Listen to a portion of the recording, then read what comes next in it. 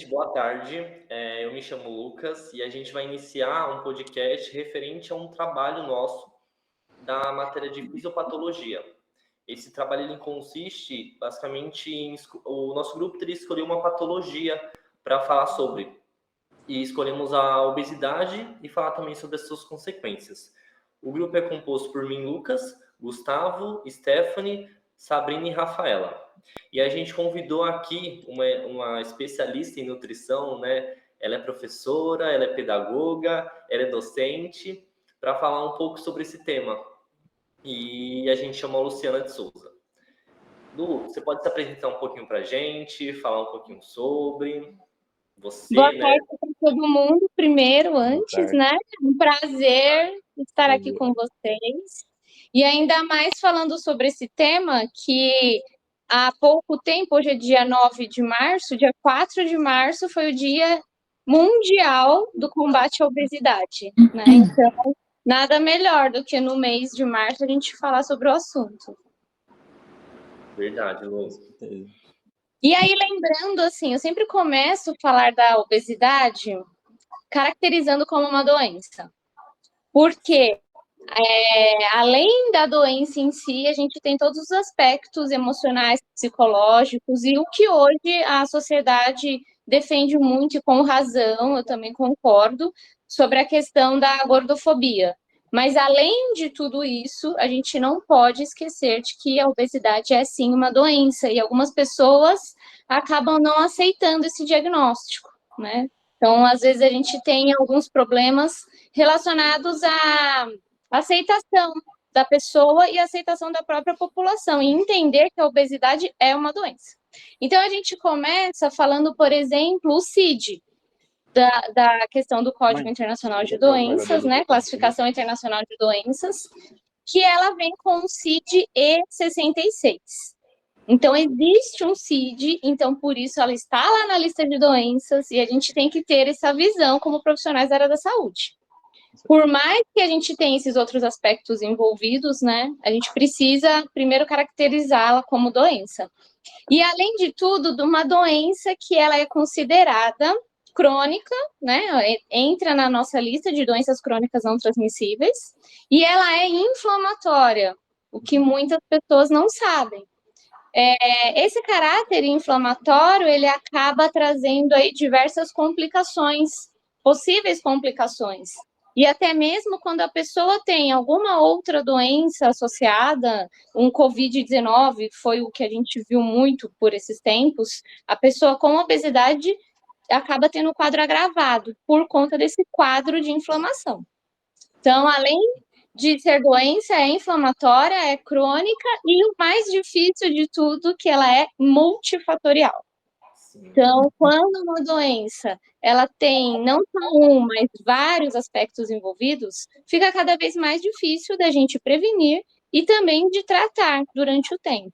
Então, acho que a gente começa a conversa um pouquinho nesse sentido, né, de que não é fácil. Justamente, uma das nossas perguntas já de introdução é perguntar para você o que era obesidade, né? Então você já fez essa já deu a introdução. breve introdução aí para a gente, e de uma forma assim bem explicativa.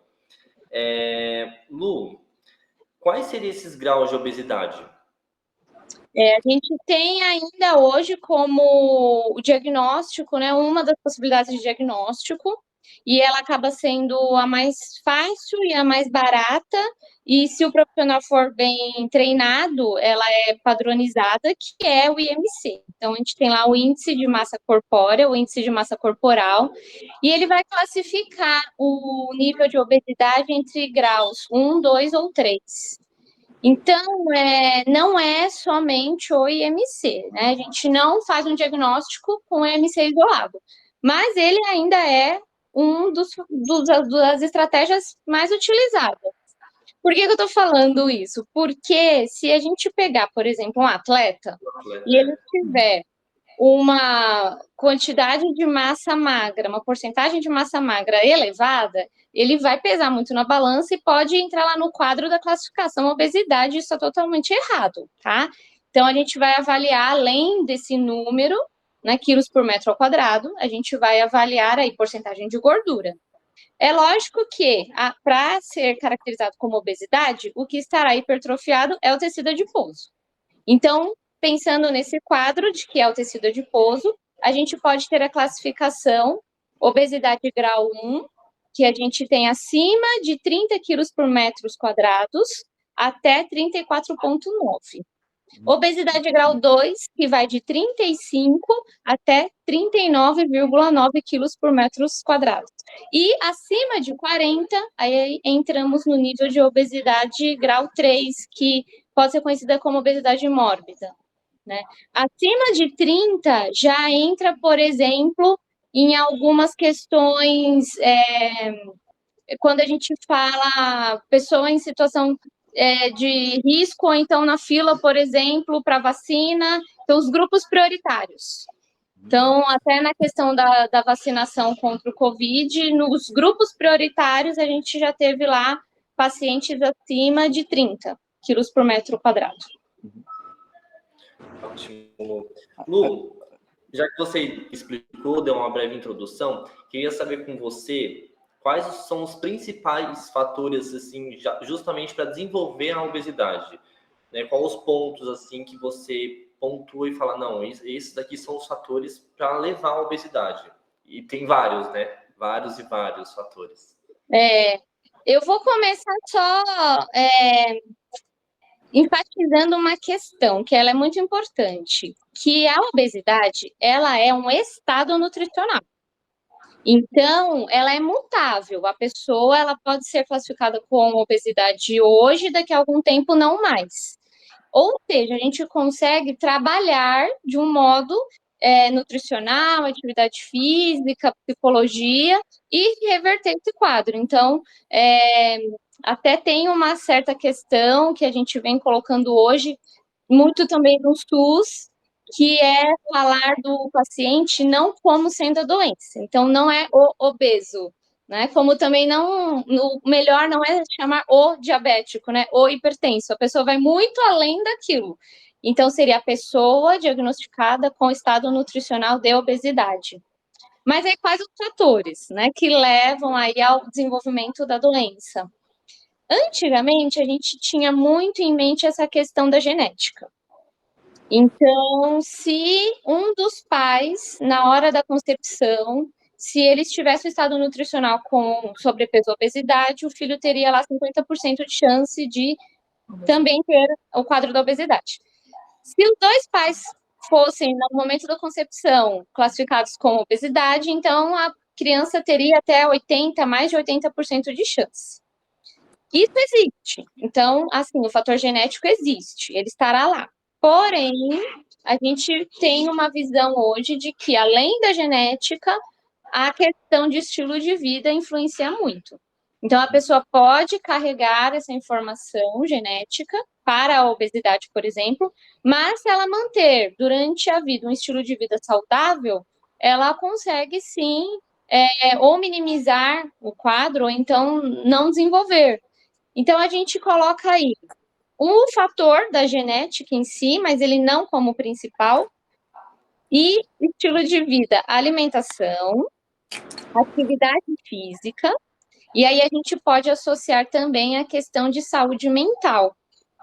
Porque uma pessoa que está em um transtorno ou uma doença mental, então se a gente pensar numa ansiedade, num estresse, numa depressão, numa síndrome de burnout, ela pode aumentar ou reduzir o consumo alimentar. Então, se ela aumentar o consumo alimentar, pode aí entrar num quadro de sobrepeso e obesidade, decorrente dessa questão da saúde mental. Ou seja, todos os pilares que a Organização Mundial da Saúde coloca como principais para manter o estado de saúde em equilíbrio, que a gente fala o processo saúde-doença, né? Então, dificilmente a pessoa está lá 100% saudável. Se a gente pensar no físico, no mental, no social, e o quarto pilar da OMS ainda traz a saúde espiritual, que é manter alguma crença que seja, a gente não está falando de nenhuma religião, mas é a pessoa acreditar em algo. Então, esses são os 4 pilares da Organização Mundial da Saúde. Certo. Você tinha falado da questão dos pais só a mãe, se só a mãe for diagnosticada como obesa, é 50%, ou o pai, enfim, ou se não os dois é 80%. O restante dessa porcentagem seria o meio em que a criança, de uma certa forma, vai viver, né, Lu? Exatamente. E aí, esse meio, quando a gente está falando sobre obesidade, ele se chama ambiente obesogênico. Então, o que é um ambiente obesogênico? É um alto consumo de produtos ultraprocessados, ricos em açúcares, gorduras, o consumo alimentar diante de telas, a redução do consumo de frutas, legumes e verduras. E quando a gente pensa, por exemplo, em um integrante da família com obesidade, geralmente não é só um. Então, a gente vê ali, por exemplo, os filhos, mas se começa a avaliar a família também, os pais, mesmo que seja ali o sobrepeso, e isso mostra que é o hábito alimentar. Então, para que um mude o hábito alimentar em casa, a família toda tem que colaborar. Principalmente quando a gente fala de crianças e adolescentes, que eles serão os espelhos, eles terão como espelho ali os responsáveis, né? Quem mora junto. Então, esse ambiente obesogênico, ele é um grande vilão hoje na atualidade.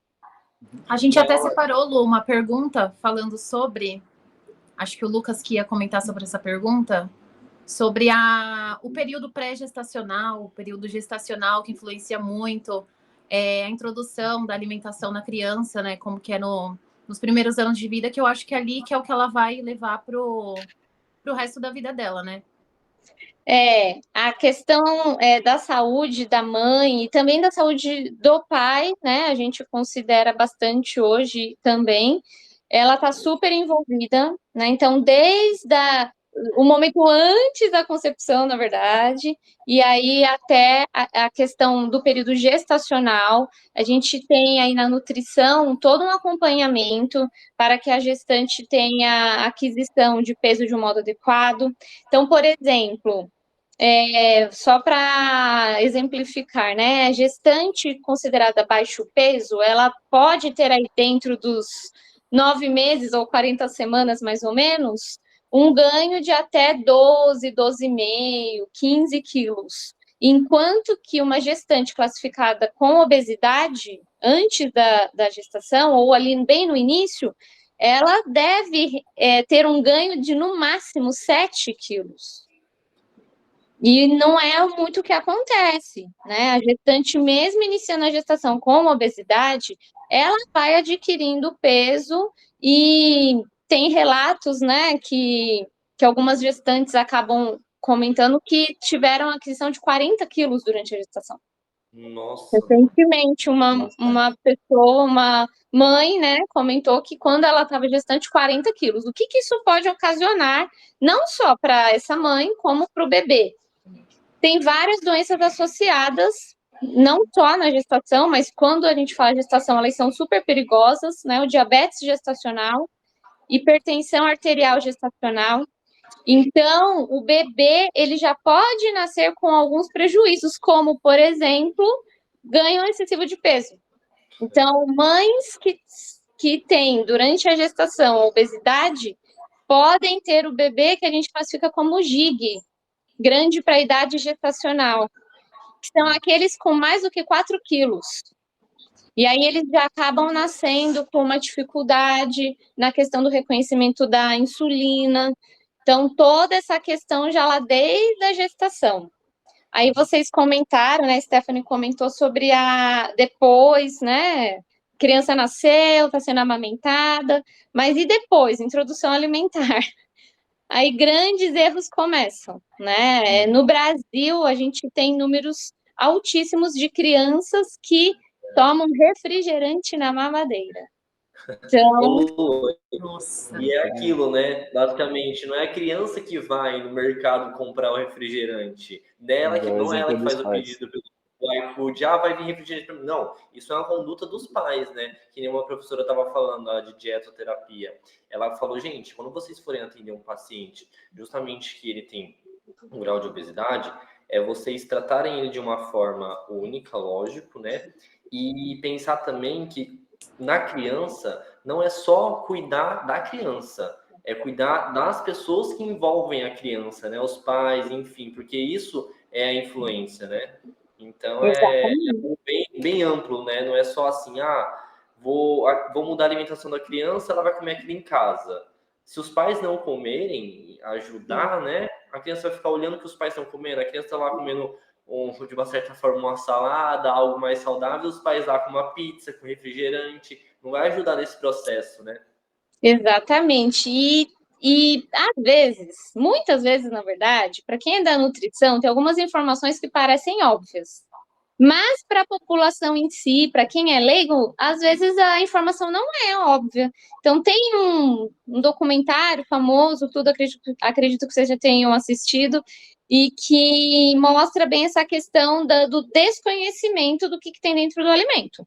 Então, altos teores de sódio, de gordura, de açúcares. E para o refrigerante, tem um exemplo que é de uma mãe que ela colocava o refrigerante na mamadeira, mas ela ouviu falar que o problema do refrigerante era o gás. Então, ela colocava uma colher de açúcar no refrigerante. Meu Deus, antes de dar para a criança. O que era isso que ela estava fazendo? Era a ação de mexer, já faz com que o gás saia. Então, não tinha sentido ela colocar o açúcar para falar que era o açúcar que tirava o gás. Mas ensinaram isso para ela. E ela estava colocando, na mamadeira, além do refrigerante, uma colher de sopa de açúcar. Então, são relatos assim que às vezes a gente fala, meu Deus, não acredito que a pessoa tem esse raciocínio. Mas muitas sim, como, por exemplo, a questão do suco de caixinha ou de achocolatados, né, bebidas de caixinha para criança, o que é muito fácil, né, de encontrar. Todas as crianças acabam levando aí para a escola. Mas o que tem dentro da caixinha? Então, se a gente for comparar o refrigerante com o suco de caixinha, a quantidade de açúcar é a mesma ou então é maior. Por isso que é bom esse conhecimento, né, Luciana? Tipo, por mais que para nós pareça tão óbvio assim, seja normal, mas tem algumas pessoas que não têm esse conhecimento e acabam fazendo esse tipo de ato. E pior que aí, assim, é um detalhe, depois o outro, então, vou substituir o refrigerante porque eu ouvi que ele é ruim, então levo o suco de caixinha. Aí eu ouvi que não é para levar um biscoito, então vai um iogurte, que o iogurte também pode ser ultraprocessado. Então, são vários erros acumulados por pais, por responsáveis que amam os filhos. Eles não estão fazendo isso de propósito, né? Mas que, no final das contas, colabora aí para o desenvolvimento da obesidade, né? Além disso, desse desconhecimento, tem muita questão emocional. Porque hoje os pais, os responsáveis em si, eles acabam ficando muito tempo fora de casa, e aí eles têm, algumas vezes, a sensação de suprir essa ausência, levando um agrado para a criança no final do dia. Então, é o bombonzinho, é o docinho, como se o amor viesse em forma de açúcar. Justamente. Porque esse amor, Lu, vai trazer um prejuízo, né, totalmente no futuro dessa criança, enfim, ou até mesmo, Lu, na questão de adolescentes, né? Enfim. Quando chega no período da adolescência, aí tem muitos outros fatores, porque pode ser que a criança tenha lá vivido até os 10 anos de idade num ambiente, entre aspas, controlado, regrado, que os pais ali tomam cuidado com a alimentação, só que aí chega um momento que ela vai ter as escolhas. E aí, na adolescência, a gente tem como grupo principal, às vezes, de adquirir conhecimento, não mais os pais, mas os amigos. Que é a questão da socialização. Então, na escola, vai ficar com vergonha de levar um lanchinho saudável, vai querer comer com os amigos na cantina. Aí vai sair no final de semana, eu duvido que tenha algum grupo Pode ser que tenha, mas é difícil encontrar um grupo de colegas adolescentes que no final de semana vai sair para comer salada, né? Ô, Lu, inclusive essa seria a minha próxima pergunta que eu faria para você, né, sobre os dados de obesidade no Brasil e a faixa etária.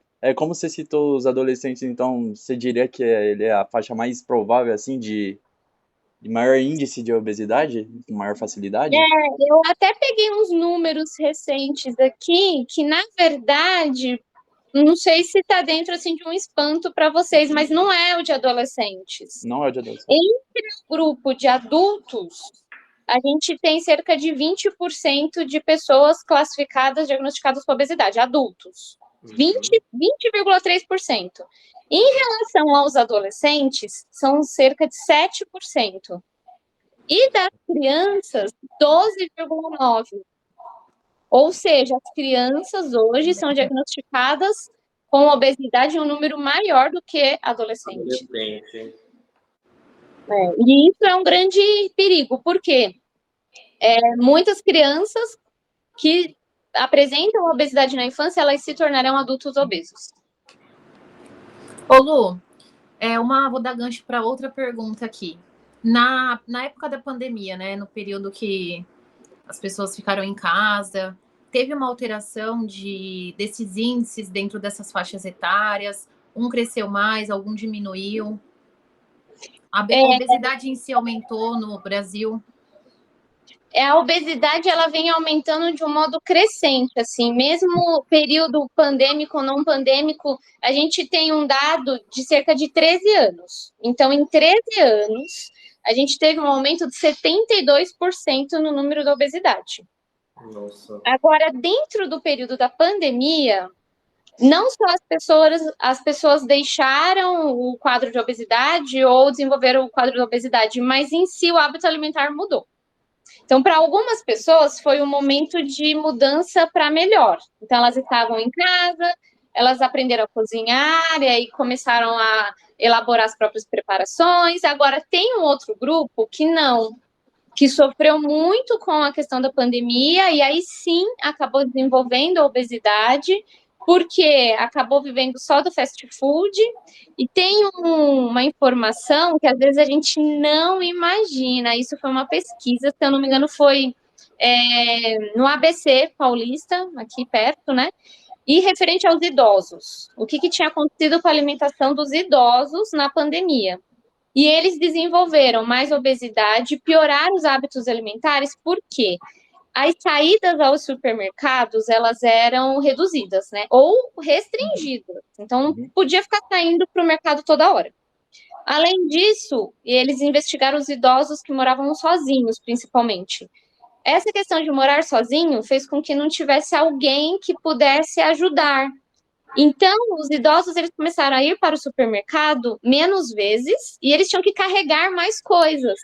Então, o alimento campeão na pandemia para esse grupo de idosos lá do ABC foi o macarrão instantâneo. Nossa. Porque é leve, você consegue encher uma sacola e aí uma refeição completa para eles, né, de uma certa forma. Na hora que eu vi, falei, nossa, a gente não pensa nisso. Assim, o idoso que não pode ficar saindo na pandemia, né, que tinha que carregar muita coisa, ele não ia comprar fruta, verdura e legume, que são alimentos pesados. Então, na pandemia, a gente teve grande influência, tanto para um grupo, tanto para melhor como para pior, mas influenciou. E Lu, fala dessa questão já da alimentação, né, que ela está totalmente relacionada em si à obesidade.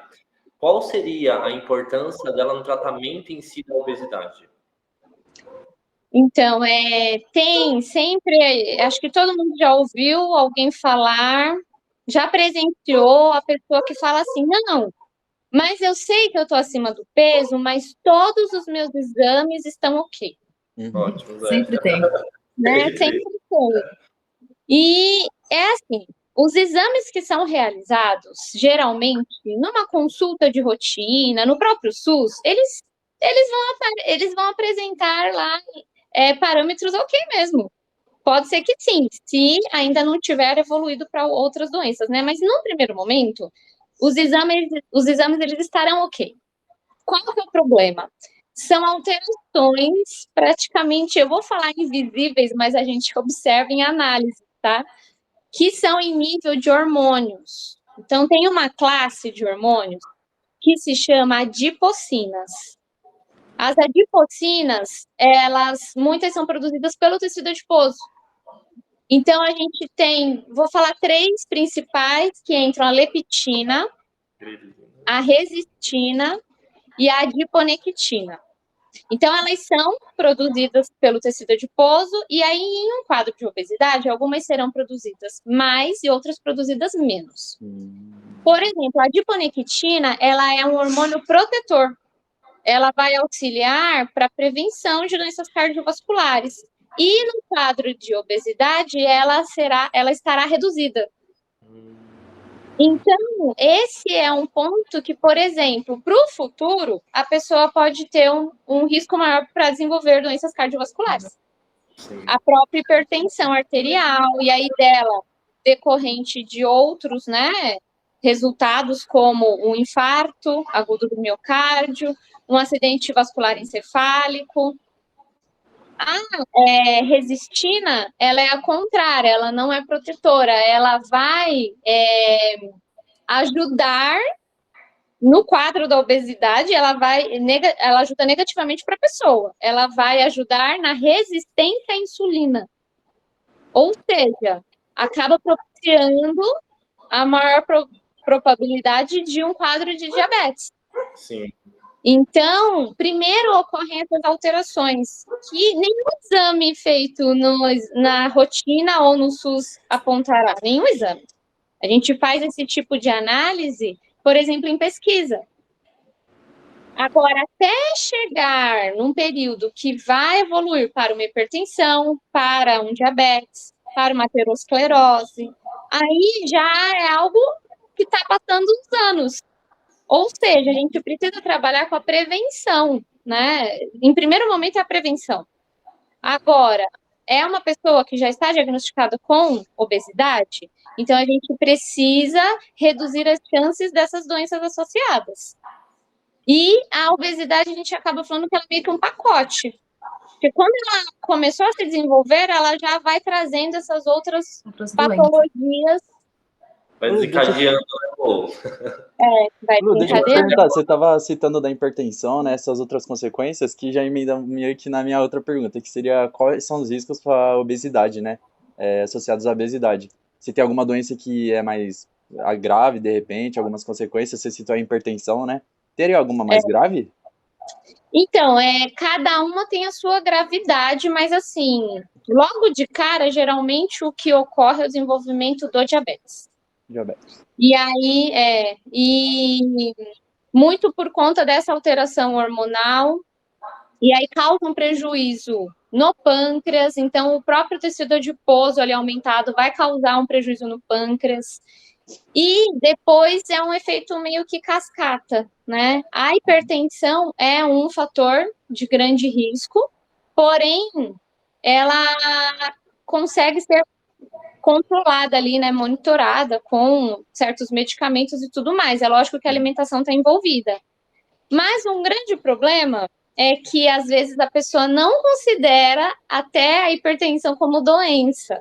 Quando a gente faz a anamnese, a pessoa fala assim, não tenho nenhuma doença. Aí, depois, na listinha de medicamentos, ela começa a falar nomes de alimentos, não, de medicamentos, ela começa a falar nome de medicamentos que são para hipertensão. Então, ela não entendeu que ela tem, porque, popularmente, é só uma pressão alta. E daí, essa ideia... Né, Lu? Hã? É controlável, né? Isso, Agora, o diabetes assusta um pouco mais. Sim. Muito por conta dessa questão de alterar em si bastante a alimentação, né? Para alguns vai alterar bastante. Uhum. A pessoa sai com um espanto de, não vou mais poder consumir doce, aquela coisa toda, né? Mas um dos maiores problemas para o desenvolvimento do diabetes não é nem o alto consumo de açúcar em si, é o de gordura. Então, é a obesidade que vai, muitas vezes, ser ali o precursor ali do desenvolvimento do diabetes. Então, Ô, tem Lu, grandes riscos, porque se a gente for pensar nas complicações do diabetes e da hipertensão, a pessoa ela tem um risco aumentado para doença de retinopatia, então começa a perder visão, nefropatia, começa a ter insuficiência renal, tem algumas doenças associadas a falta de sensibilidade, então neuropatias que fazem com que reduza a sensibilidade. Então, quem tem o diabetes, sensibilidade nos dedos, por exemplo, então, por isso que de um machucadinho na unha, de repente teve que amputar a perna. sim. Sim. Então, são agravamentos, assim, sérios. Ô, Lu, aí você até comentou da questão da gordura, né, que seriam os lipídios, e o açúcar seriam os carboidratos. E muitas pessoas colocam eles como os vilões. Assim, eu não vou consumir o carboidrato e a gordura. O que você tem um pouco a falar sobre que as pessoas abominam muito, né? Vou tirar o carboidrato.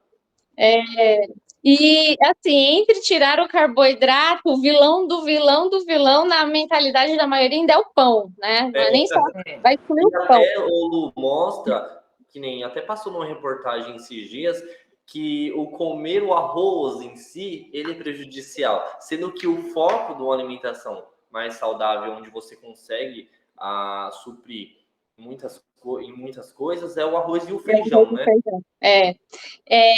Primeiro, a gente precisa orientar, né, ou o paciente, a população de um modo geral, que nós precisamos dos 3 macronutrientes. E ao mesmo tempo que nós precisamos dos 3, os 3 em excesso vão proporcionar obesidade. Então, a pessoa às vezes não tem noção de que se ela ingerir uma alta quantidade de proteína, vai ser depositado como gordura.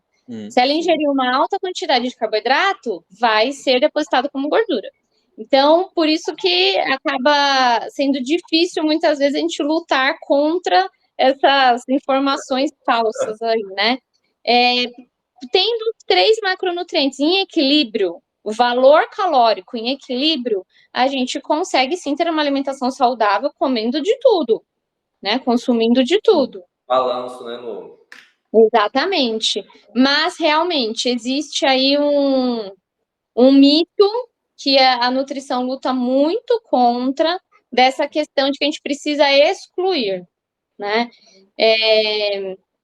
E hoje a gente tem um ramo, né? Não é a minha especialização, não tenho especialização nesse ramo, mas que é a nutrição comportamental.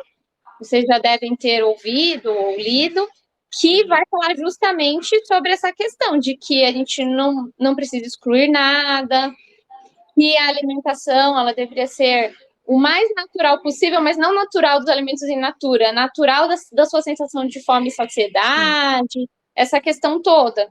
Então, é mais uma vertente que mostra que a ideia não é excluir, a ideia é conseguir as quantidades adequadas. Respeitando as quantidades, a gente tem uma alimentação equilibrada. E as pessoas, na hora que vão passar com um especialista, né, um nutricionista, enfim, tem medo, né, Lu?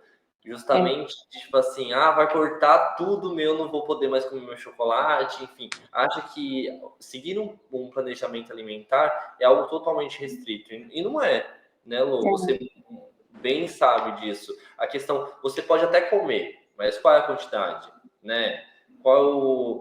Você escolher boas opções no seu dia a dia, né? Eu já tive uma paciente com diabetes e a primeira coisa que ela falou foi o seguinte: ai, pelo amor de Deus, não tira o meu doce.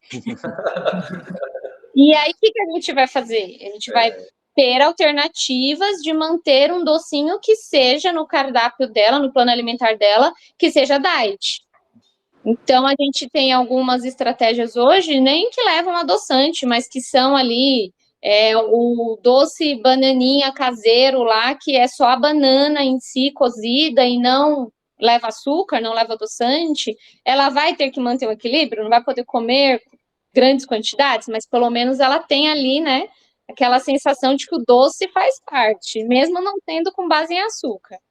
Mas muitos vêm com esse, eu digo, medo, mas às vezes não é nem só um medo, vem com um trauma. Vem com um trauma de outros serviços, que de repente foi em algum serviço mesmo de nutrição, ou então de endocrinologia, e saiu de lá com uma lista de que não podia consumir nada. Porque com essa restrição, a tendência dela abandonar aquele muito plano grande. alimentar é... E fora que fica também, né, muito Lu, fácil. o paciente que se ele não conseguiu hoje, não tem problema. O importante é ele tentar mais uma vez, que seja o amanhã, né? E ir tentando. Até Exatamente. O que tentar a ter uma Stephanie avaliação. falou, a Stephanie falou que às vezes muitas restrições, né? Uma área que está colaborando, que pode colaborar, na verdade, muito para a nutrição, ainda falta muito, assim, a nutrição estudar essa área, mas todo mundo que é da nutrição deveria estudar, que é a neurociência. E a neurociência, ela vai falar o quê? Que o nosso cérebro não gosta de mudanças. Você pode até gostar de mudança, mas o seu cérebro não. Ele vai manter aquela rotina. Então, por exemplo, que lado da cama que você acorda e desce primeiro? Só pensar nisso, você sempre vai ser do mesmo lado. Verdade. Não é? Você vai embora para casa, do serviço para casa, se cair um grão na pista, você não sai dali, que você vai sempre pela mesma rua, pelo mesmo caminho. Né? Você sobe a rua sempre pelo mesmo lado, você não vai pelo outro. É porque o nosso cérebro, ele não quer gastar energia, ele poupa energia, então ele não quer mudanças. E o que a gente faz? Muitas vezes no serviço de o que a gente faz, não, né? Espero que não façamos, mas assim, alguns profissionais da nutrição, eles colocam todas as mudanças na primeira consulta. Então, a pessoa vai sair dali, principalmente diagnosticada com obesidade, ela vai sair dali como se o mundo dela acabou. Então, a gente vai propor, o ideal, né, é propor uma mudança por vez. Então, vamos tentar, durante essa semana, não consumir a mesma quantidade de refrigerante, consumir menos. Aí, na próxima, conseguiu consumir menos? Vamos agora trocar, substituir o refrigerante por outra bebida? Vamos reduzir as quantidades do prato em si nos primeiros 15 dias? O que a neurociência em si fala é que nós precisamos de cerca de 26 dias para concretizar um novo hábito. Então, se o atendimento de nutrição é em uma semana e dali 15 dias tem um retorno e tudo mais, o paciente ainda nem assimilou aquela mudança como sendo para ele. E, Lu, de uma certa forma, para o paciente, ele procurar uma ajuda, principalmente para quem está classificado como obeso, é porque está em uma situação de uma certa forma grave, né? Justamente porque não procura por ter passado outras questões em outros especialistas e por medo, né? E aí, Lu, eu te pergunto, você acha que tá tendo um aumento ou uma redução de procura por nutricionistas, né? Por essa questão de mudança de vida? Ao mesmo tempo que sim, né, mais pessoas querem seguir uma alimentação saudável, mas aí a gente tem uma contrapartida que tem outros recursos disponíveis e que, muito entre aspas, podem ser mais fáceis, porque eles não são mais fáceis, mas na mente de muitas pessoas eles são. Como alguns medicamentos, tem um medicamento famosão aí agora, né, da injeção, de não sei o quê, que em alguns meses você pode ter uma super perda de peso. E o que vem crescendo muito é cirurgia bariátrica, que em si precisaria ter um acompanhamento nutricional? Precisa, mas muitos, depois que fazem a cirurgia bariátrica, abandonam o acompanhamento nutricional. Então, falando da questão do tratamento em si, tem várias possibilidades. É medicamentoso? É por meio de cirurgia? Vai ser ou pela mudança, né, de um plano alimentar? É com aumento da atividade física? Porém, todas as estratégias em algum momento vão ter que cair na questão da alimentação. Porque tem pessoas que fazem 2 cirurgias bariátricas. Nossa. Eu conheço casos. E não adianta nada você fazer a cirurgia bariátrica e a sua mente, a sua cabeça não mudar, né? Porque a pessoa vai querer comer igual ela comia e o corpo dela não vai conseguir. E o pior é que eu escutei um caso esses dias de um colega meu que ele tá comendo muito em excesso, justamente para ter o ganho de peso para fazer a bariátrica. Só que, assim, de uma certa forma, a bariátrica eu concordo, porque tem situações que ela é necessária, né? Justamente porque senão a pessoa corre um risco muito grande de vida. Mas que nem ele, tá lá comendo para poder fazer a bariátrica, só que não entende que o pós-bariátrica é uma suplementação pro resto da vida, é um cuidado, é você não comer igual você comia antes. O estilo de vida ele muda completamente, né? E eu não, né, Lu? O psicológico ele tá tão incluído nisso porque a pessoa quer emagrecer, mas de uma forma rápida, não de uma forma saudável, né? E as pessoas leigas não têm essa noção que elas podem ter uma consequência para o resto da vida, ao invés de uma alimentação saudável, um treino, um sono, justamente para ter um estilo de vida melhor futuramente, né? E não escolher um tão como é que fala? Imediatos, E quando a gente fala dessa questão de tempo, uma das perguntas é a seguinte: o paciente ele não fica feliz realmente com essa pergunta, mas é só para ele ter uma noção de que não existe milagre, né? Que a pergunta é: em quantos anos você adquiriu esse peso? Sim. Então, se a pessoa tem ali alguns quilos acima, né? Em quantos anos? Não foi do dia para a noite. Então, ela tem um tempo ali, né? Para que consiga realmente chegar num sobrepeso, depois chegar num peso adequado. Mas é muito complicado ela desejar sair do quadro de obesidade e ir para uma eutrofia, né, em questão de um mês. Não tem como. E eu sinto que o que vocês perguntaram, né, vem aumentando a procura. Eu sinto que, na verdade, vem perdendo o campo. A nutrição em si, lá com acompanhamento e tudo mais, eu sinto que ela vem perdendo o campo. Por quê? Porque as pessoas estão em busca de algo milagroso. Rápido, né? Ô, Luiz, só dando esse adendo aí da bariátrica que você falou, muitas pensam que, tipo, só fazer, pronto, acabou, vai ser magro pro resto da vida, né? Mas teve casos de pessoas que até pioram, né? Às vezes voltam peso e é mais ainda, mesmo tendo feito a bariátrica. Sim, tem vários casos de pessoas com 2 cirurgias. E muitas vezes sem nem respeitar o tempo de recuperação. Tem uma pessoa que eu conheço que fez cirurgia bariátrica recente, foi no final do ano passado, e aí eu encontrei com ela esses dias aqui, semana passada, e ela estava com um lanche de fast food. Então, eu pensei, meu Deus, como que ele está conseguindo, né, comer um lanche todo assim, depois da bariátrica? Ou seja, não mudou o hábito, não mudou. E se não tiver um acompanhamento, precisa de uma carta do nutricionista, né, para liberar para a cirurgia. Precisa de uma carta do nutricionista e do psicólogo. Sim. Só que muitos só pegam a carta e não voltam mais. Lu, só para encerrar o nosso podcast aqui, né? Até porque a sala tá falando que vai terminar em 15 minutos, né? Fazer a última pergunta para a gente encerrar, que eu acho que seria a principal, né? Qual que seriam as estratégias, na sua opinião, para diminuir a obesidade em relação à atividade Pensando física? na infância, na adolescência, a principal ideia seria a prevenção. Né? O Brasil ainda está gatinhando na questão de medicina preventiva. Fica só lá na medicina curativa.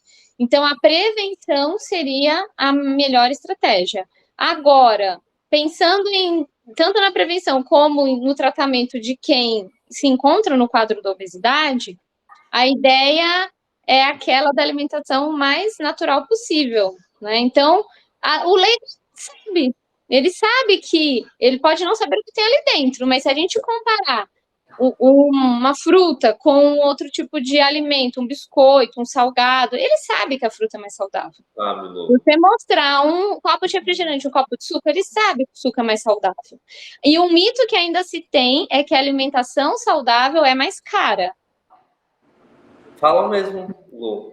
Isso a gente consegue exemplificar com notinha de supermercado mesmo. Eu já fiz isso, substituindo o lanche da criança lá da escola pelo lanche saudável. E tinha uma diferença de alguns centavos para menos. Então, muito essa ideia de que tudo que é saudável é mais caro. Não, porque os ultraprocessados hoje, eles não são baratos. E infelizmente, o ultraprocessado é a base da alimentação hoje de muitas pessoas. É prático, é rápido, é fácil acesso.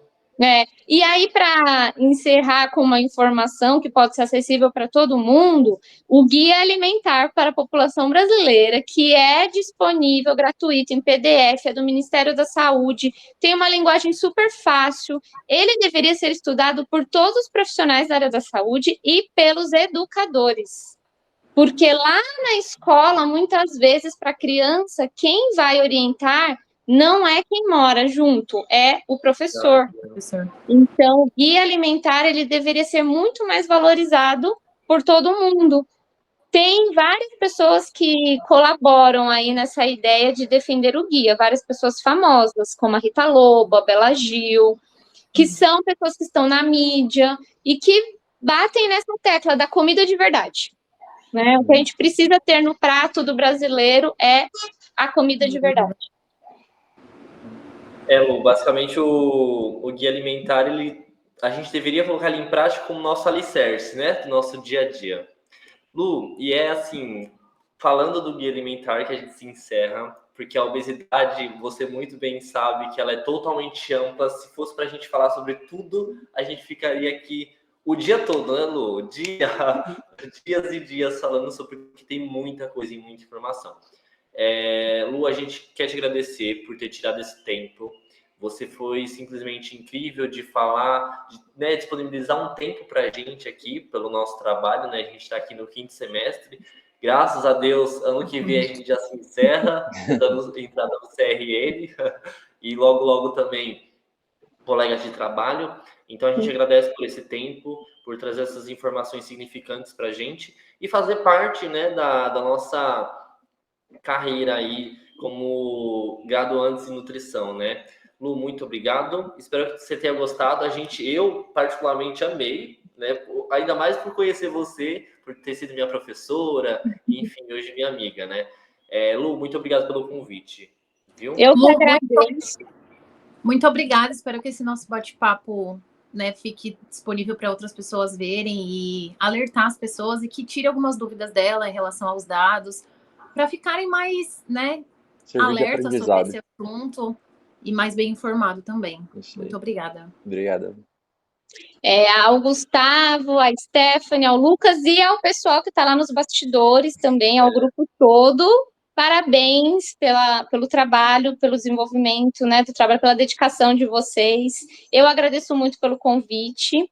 E para mim que é uma honra, porque conseguir levar esse tipo de informação para a população é muito difícil hoje em dia. Né? Tem muitas outras informações que chamam mais atenção do que algo que seja para uma alimentação saudável, para um estilo de vida saudável. Então, muito obrigada pela oportunidade.